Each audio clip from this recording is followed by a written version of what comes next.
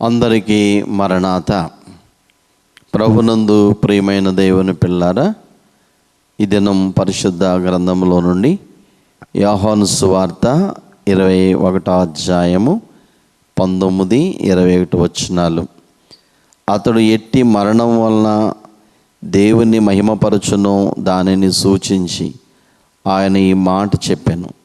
ఇట్లు చెప్పి నన్ను వెంబడించమని అతనితో అనేను. పేతురు అతనిని చూచి, ప్రభువా, ఇతని సంగతి ఏమగునని యేసును అడిగాను. యేసు, నేను వచ్చే వరకు అతడుండుట నాకు ఇష్టమైతే అది నీకేమి, నీవు నన్ను వెంబడించమనను. ప్రార్థన. దయగల మా తండ్రి, చదవబడిన వాక్య భాగములో నుండి మీ ఆత్మ ద్వారా మాతో మాట్లాడి విశ్వాసముందు బలపరచుమని మంచి బోధకుడైన యేసయ్య పేర ప్రార్థిస్తున్నాను పరమ తండ్రి, ఆమెన్. మన ప్రభువైన యేసుక్రీస్తు వారి కృపయు ఆయన సమాధానం మీ అందరికీ కలుగును గాక, ఆమెన్. ప్రభునందు ప్రియమైన దేవుని పిల్లలారా, పరిశుద్ధ గ్రంథములో నుండి మరి నన్ను వెంబడించుము అనే మాట మీతో పంచుకోవాలని ఆశపడుతున్నాను. యేసుక్రీస్తు ప్రభువు తిబెరియ సముద్రం దగ్గర శిష్యులు చేపల వేటకి వెళ్ళి ఉండగా ఆ ఉదయకాలమందు వారికి ప్రత్యక్షమయ్యారు. ఇది 3వసారి. ఆ సందర్భములో పేతురు గారితో మాట్లాడుతూ, పేతురు, నీవు వీరికంటే నన్ను ఎక్కువగా ప్రేమించుచున్నావా అని ముమ్మారు అడిగిన తర్వాత ఆయన పేతురుతో చెప్తున్న మాట, నీవు నన్ను వెంబడించుము. 2 సందర్భాల్లో అక్కడ చెప్పారు. సాధారణంగా ఈ మాటను మనం బైబిల్ గ్రంథంలో ఆలోచిస్తే ఈ మాట వేరు సందర్భాలలో 21 సార్లు వ్రాయబడింది. ప్రభుని వెంబడించటనగానేమి? పేతురు మొదటి పత్రిక 2:21. క్రీస్తు కూడా మీ కొరకు బాధపడి మీరు తన అడుగు జాడలేందు నడుచుకున్నట్లు మీకు మాదిరించిపోయాను. యేసుక్రీస్తు ప్రభుని వెంబడించట అనగా ఆయన చూపిన మార్గములో ఆయన అడుగు జాడలలో నడవడమే. ప్రభుని అడుగు జాడలు నడుచుటే వెంబడించుట లేక అనుసరించుట. మన స్వంత ఇష్టాన్ని ప్రక్కన పెట్టి దేవుని ఇష్టాన్ని నెరవేర్చుట ప్రభుని వెంబడించుట. ప్రభువే మన రోల్ మోడల్. అందుకే ఆంధ్ర క్రైస్తవ కీర్తనలో మనం పాడతాం, యేసుని వెంబడింతునని నేడే నిశ్చయించితిని, నే వెన్నుదిరుగల్ నే వెనుకాడల్, నేడేసుడు పిల్చిన సుదినం, నా ముందు సిలువ నా వెనుకలో కాశల్, నాదే దారి నా మనస్సులో ప్రభు, నా చుట్టూ విరోధులు నా వారెవరు, నా యేసుని మించిన మిత్రుల్ నాకెల్లలోగా ప్రేంచరని, నా యేసుని వెంబడింతునని నేడేగా నిశ్చయించితిని. ఆయన గుణలక్షణములను వెంబడించాలి. ఆయన పరిశుద్ధత, ఆయనను చూపిన ప్రేమ, క్షమ, విధేయత. తిమోతి మొదటి పత్రిక 6:11 దైవజనుడా, నీవైతే వీటిని విసర్జించి నీతిని, భక్తిని, విశ్వాసమును, ప్రేమను, ఓర్పును, సాత్వికమును సంపాదించుకుంటూ ప్రయాసపడమనే మాట. హెబ్రీయులకు రాసిన పత్రిక 2:12-14 అందరితో సమాధానమును పరిశుద్ధత కలిగించుటకు ప్రయత్నించుడి, పరిశుద్ధత లేకుండా ఎవడనూ ప్రభుని చూడడు అనే మాట. కాబట్టి ప్రభు చూపిన ఆ దివ్యమైన మార్గములో మనము నడవడమే ఆయనను వెంబడించుట. ఎలా వెంబడించాలి? శిష్యులు వలలు విడిచిపెట్టి వెంబడించారు. మత్తయి సువార్త 4వ అధ్యాయం 18-20 వచనాలు. యేసు గలిలయ సముద్ర తీరమున నడుచుచుండగా పేతురు అనబడిన సీమోను అతని సహోదరుడైన అంద్రయ్య అని ఇద్దరు సహోదరులు సముద్రములో వలవేటు చూచెను. వారు జాలరులు. ఆయన వెంబడి రండి, నేను మిమ్మను మనుషులు పట్టు జాలరులుగా చేతునని వారితో చెప్పాను. వెంటనే వారు తమ వలలు విడిచిపెట్టి ఆయన వెంబడించిరి. మనం ఆయనను వెంబడించడానికి మనం విడిచిపెట్టవలసిన వాటిని విడిచిపెట్టాలి. వారు వారి జీవనోపాధి అయిన వలలు, వృత్తిని విడిచిపెట్టారు. అయితే మన జీవితాల్లో దేవునికి అయిష్టమైన కార్యాలు, బలహీనతలు, పాపపు జీవితపు అలవాట్లు, వాటన్నిటిని విడిచిపెట్టి ప్రభువుని మనం వెంబడించాలి. ఇదే వాక్యం మార్కు సువార్త 1:16-18లోను. అందుకనే మనం పాడతాం, సర్వేశ్వరా నీకే స్తుతి, సర్వము నీకే ప్రభు, ఆధారము ఆశ్రయము నీవే నా యేసు. నన్ను కన్నా తండ్రి, నన్ను కొన్నా తండ్రి, రక్తమిచ్చిన తండ్రి, ప్రాణమిచ్చిన తండ్రి. నన్ను కన్నా తండ్రి, నన్ను కొన్నా తండ్రి, రక్తమిచ్చిన తండ్రి, ప్రాణమిచ్చిన తండ్రి. సంకెళ్ళలో లోక బంధాలలో ఎందాక నీ ఉందువు, ఓ సోదరా ఓ సోదరి నేడే విడుదల నొందు. నన్ను కన్నా తండ్రి, నన్ను కొన్నా తండ్రి, రక్తమిచ్చిన తండ్రి, ప్రాణమిచ్చిన తండ్రి. కాబట్టి ఈ లోక సంబంధమైన బంధాలు, లోక సంబంధమైన బంధకాలు, బలహీనతల నుంచి మనం విడుదల పొంది వాటిని విడిచిపెట్టి యేసుక్రీస్తు ప్రభుని వెంబడించాలి. మత్తయి సువార్త 16:24లో అప్పుడు యేసు తన శిష్యులను చూచి, ఎవడైనా నన్ను వెంబడింపుకొనేట్లా తన్ను తాను ఉపేక్షించుకొని తల సిలువనెత్తుకొని నన్ను వెంబడించాలి. చూడండి, ఎలా వెంబడించాలి? మన సిలువనెత్తుకొని, అనగా మన బాధలు, మన కష్టాలు, మన శ్రమలు, మన ఇరుకులు, ఇబ్బందులు, వీటన్నిటినీ మనం ఓర్చుకుంటూ సహిస్తూ వాటిని అనుభవిస్తూ ప్రభుని మనం వెంబడించాలి. ఈ లోక యాత్రలో మార్కు 8:34లోను, లూకా 9:23లోను, ఈ లేఖనాలు లూకాసువార్త 14:27లోను మనము చూస్తాం. ఇవన్నీ ప్రభు చెప్పినటువంటి మాటలు. మత్తయి సువార్త 10:38లో కూడా తన సిలువను ఎత్తుకొని నన్ను వెంబడింపనివాడు నాకు పాత్రుడు కాడు అనే మాట. యేసుక్రీస్తు ప్రభుని సిలువను ఎత్తుకొని ఆయనను వెంబడించాలి. మనం ఆయనను ఒకవేళ మనం వెంబడించకపోతే మనము ఆయనకు పాత్రులము కాము. పరిశుద్ధ గ్రంథం పాత నిబంధనలో సంఖ్యాకాండం 14:24లో నా సేవకుడైన కాలేబు మంచి మనస్సు కలిగి పూర్ణ మనస్సుతో నన్ను అనుసరించిన హేతువు చేత అతడు పోయిన దేశంలో తను ప్రవేశపెట్టెను. కాలేబు దేవుని ఎలా అనుసరించాడు, ఎలా నడిచాడు, వెంబడించాడు అనగా మంచి మనసుతో, పూర్ణ మనస్సుతో ఆయనను వెంబడించాడు. మనం కూడా కాలేబు వలె సంపూర్ణమైన హృదయముతో ఆయనను వెంబడించవలసిన వారమై ఉన్నాము. నిండు మనస్సుతో నిన్నే కొలుచేము దేవా, రెండు కన్నులలో నిన్నే నిలుపుకొంటిమయ్యా, పండు వెన్నులే మాకు నీ కరుణ కాంతి. మూడవదిగా, వెంబడిస్తే కలిగే మేలు. జీవపు వెలుగులో నడుస్తాం. యోహాను సువార్త 8:12 మరలా యేసు, నేను లోకమునకు వెలుగును, నన్ను వెంబడించేవాడు చీకట్లో నడవక జీవపు వెలుగు కలిగి ఉండునని వారితో చెప్పాను.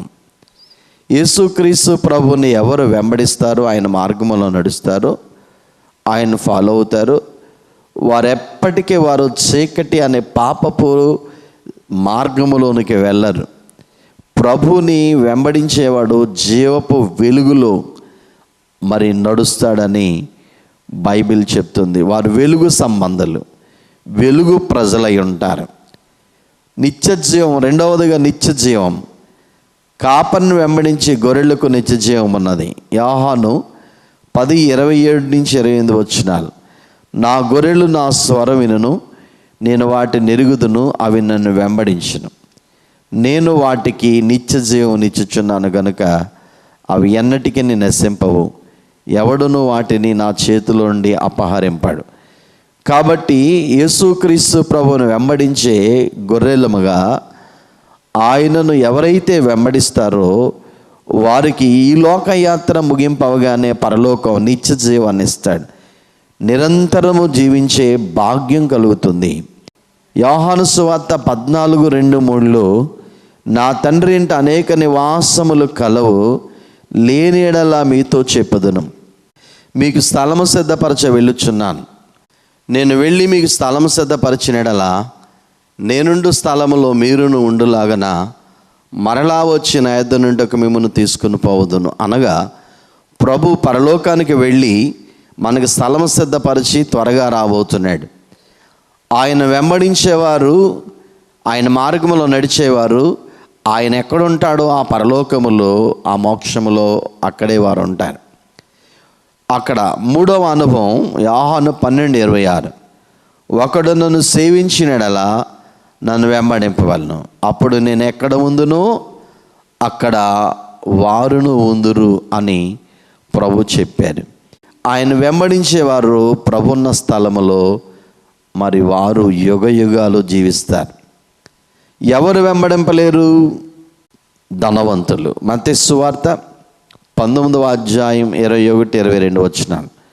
అందుకు యేసు, నీవు పరిపూర్ణ ఒకటకు కోరిన యెడల పోయి నీ ఆస్తిని అమ్మి బీదలకిమ్ము, అప్పుడు పరలోకమందు నీకు ధనము కలుగును. నీవు వచ్చి నన్ను వెంబడించమని అతనితో చెప్పాను. అయితే ఆ యవనుడు మిగులు ఆస్తి గలవాడు గనుక ఆ మాట విని వ్యసనపడుచు వెళ్ళిపోయాను. ప్రియులారా, ఒక యవనస్తుడు ప్రభు దగ్గరికి వచ్చాడు. నేను నిత్య జీవం పొందాలంటే ఏం చేయాలి అని అంటే, ఆజ్ఞలు పాటించు అన్నారు ప్రభు. చిన్నప్పటి నుంచి వాటిని చేస్తున్నాను, యూదుడు గనుక ఆ మాట చెప్పాడు. ప్రభు వెంటనే అన్నాడు, నీకు ఒకటి కొదువుగా ఉంది అన్నాడు. ఏమిటది అంటే, నీ ఆస్తి అమ్మి బేదలకి ఇచ్చి నన్ను వెంబడించి అన్నాడు. అతడు మిగిలిన ఆస్తిపరుడు గనుక చాలా వేదనతో అక్కడి నుంచి వెళ్ళిపోయాడు. మార్కు సువార్త 10:21లో కూడా, లూకా 18:22లో ఈ మాటలు మనము చూస్తూ ఉంటాం. యేసుని వెంబడించడానికి అతని ధనం అడ్డొచ్చింది, అందుకే వ్యసనపడి వెళ్ళిపోయాడు.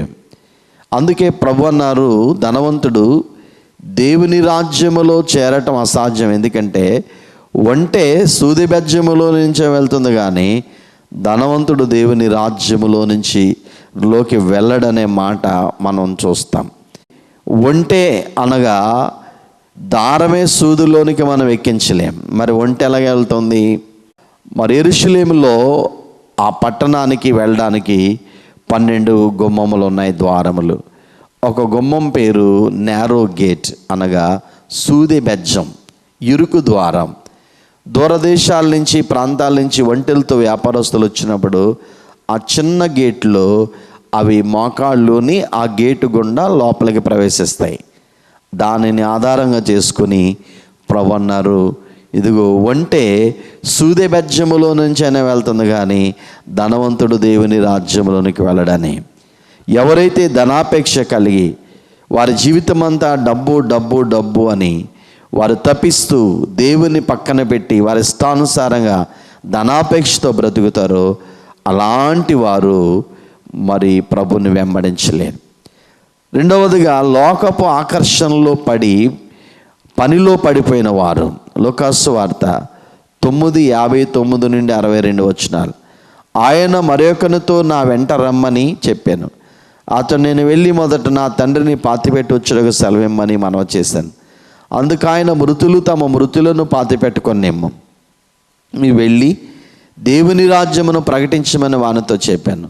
మరొకడు, ప్రభువా నీ వెంట వచ్చేదిగా నా ఇంటనున్న వారి యొద్ద సెలవు తీసుకొని వచ్చుటకు మొదట నాకు సెలవు ఇమ్మని అడిగాను. యేసు నాగటి మీద చేయి పెట్టి వెనుక తట్టు చూచువాడు ఎవడు దేవుని రాజ్యము పాత్రుడు కాడని వానితో చెప్పాను. ప్రభు అయిన యేసుక్రీస్తు వారు చెప్పిన అనుభవం. ఈ లోకపు సంబంధమైన పనులని పనిపాటల్లోనే మునిగి తేలియాడి ప్రభుని వెంబడించడంలో ఆలస్యమైన వెనకపడిపోయినా మనం ఆయనకు పాత్రులము కాలేము అని వివరంగా ప్రభు చెప్పారు. మత్తయి సువార్త 8:21-22 వచనాలలో మనం చూచినప్పుడు, శిష్యుల్లో మరొకడు, ప్రభువా నేను మొదట వెళ్ళి నా తండ్రిని పాతిపెట్టుకు నాకు సెలవిమ్మని ఆయన అడిగాను. యేసు అతను చూచి నన్ను వెంబడించము అని ప్రభువారు చెప్పారు. ఈ లోకములో ఉదాహరణ దేమ అనేటువంటి ఆయన, ఆ యవనస్తుడు, ఇతను లోకమును ప్రేమించి పౌలును దేవుని పరిచయను విడిచి లోకములోనికి వెళ్ళిపోయాను. ఇది చాలా విఖ్యాతకరం. ఈరోజు క్రైస్తవ సంఘములు, కాపరులు, విశ్వాసులు అలాగే ఉన్నారు. తిమోతి 2వ పత్రిక 4:10 ఈ మాటలు వ్రాయబడ్డాయి. దేమ ఇహలోకమును స్నేహించి నన్ను విడిచి దెసలోనికకు వెళ్ళాను. క్రేస్కే గలతీకును తీతు దల్మతీకును వెళ్ళిరి అనే మాటలు వ్రాయబడ్డాయి. మనం దేమ వలె ఈ లోకాన్ని స్నేహించి ప్రభు మార్గాన్ని విడిచి ప్రభుని వెంబడించకుండా లోకంలోకి వెళ్ళిపోతున్నామా? ఒకసారి పరిశీలన చేసుకోవాలి.